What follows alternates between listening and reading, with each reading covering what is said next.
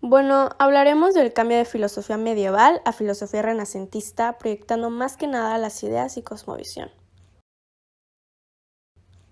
Primero que nada, sabemos que la filosofía medieval comienza con la caída del Imperio Romano en el siglo V y es más o menos hasta el siglo XV cuando acaba esta y comienza la del Renacimiento, que es a lo que llamamos filosofía renacentista y surge en Italia. Pero se logró desarrollar gracias a la percepción que tenían los pensadores de tradiciones abrámicas, que son el Islam, el judaísmo y el cristianismo hacia la filosofía griega.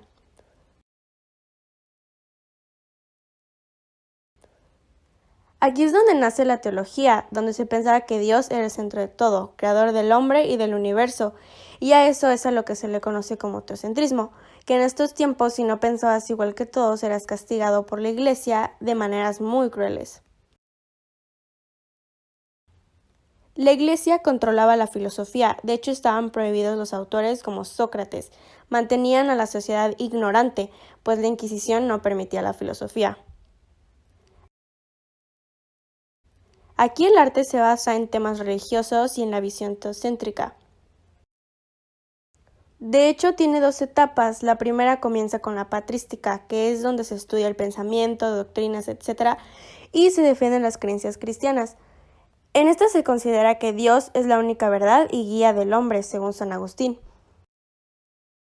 Como segunda etapa tenemos a la escolástica, que surge en el siglo XIII y se basó en la fe y la razón. Aquí es donde acaba la filosofía medieval y comienza la renacentista, que muchos consideran que empieza con la conquista de Constantinopla. Pienso que el Renacimiento se llamó así más que nada por los descubrimientos que se estaban logrando, y no solo la parte astronómica y geográfica, donde muchos personajes empezaron a planear los primeros mapas, empezaron a observar las estrellas, etc., sino que también en la parte cultural. Fue el renacer de una nueva era, fueron los nuevos conocimientos que se estaban teniendo. El pensamiento renacentista era el máximo esplendor en ese momento del conocimiento, porque no solo se enfocaban en un tema, sino en varios, querían conocer sobre más temas, investigaban todo y abrieron camino a muchos descubrimientos. Eso creó un paradigma y cambió en el pensamiento de la sociedad. En verdad se trata de un renacer, de volver a dar vida a las ideas que habían inspirado en la época grecorromana. Aquí comienza el humanismo, que deja de lado el teocentrismo y comienza el antropocentrismo. Al inicio se quiso hacer una renovación en todos los aspectos, filosofía, ética, moral, ciencia, etc., para obtener nuevos conocimientos, pero lo que más destaca en esta época es la separación entre lo cívico y lo religioso.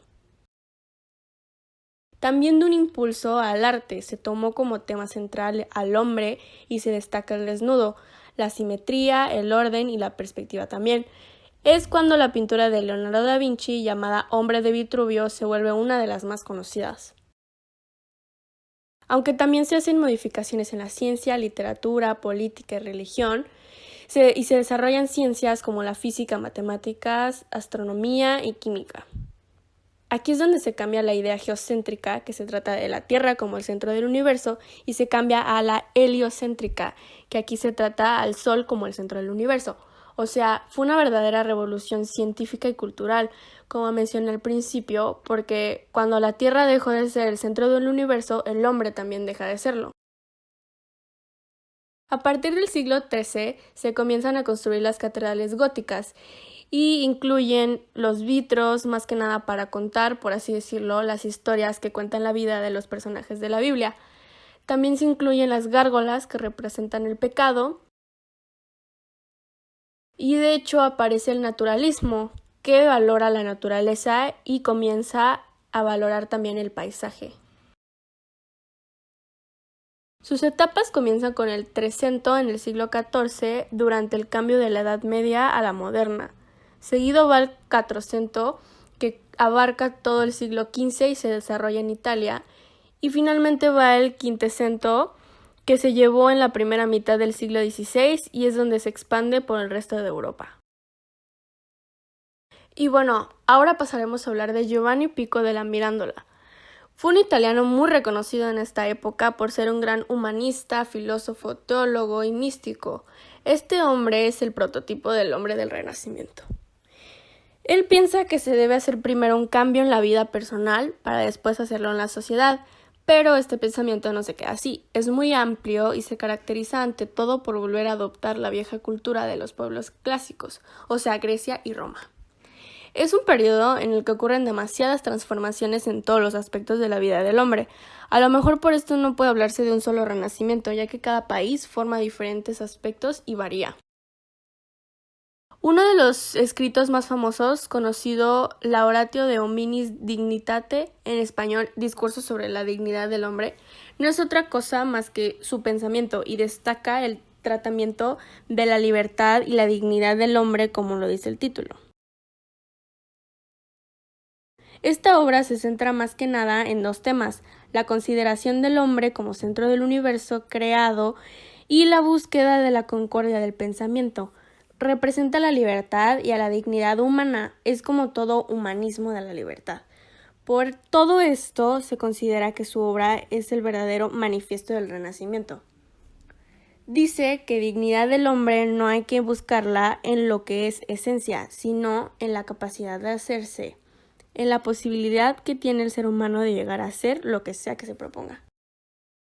De entrada, parece que su pensamiento raya el existencialismo, porque el hombre se va haciendo a base de actos libres. Entonces, ¿quiere decir que en sí el hombre no es nada, solo una posibilidad vacía?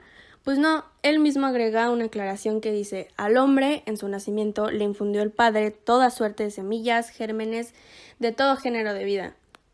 Entonces, no es que el hombre carezca de naturaleza, sino que es un animal de naturaleza de multiforme, o sea, de varias formas y cero constante.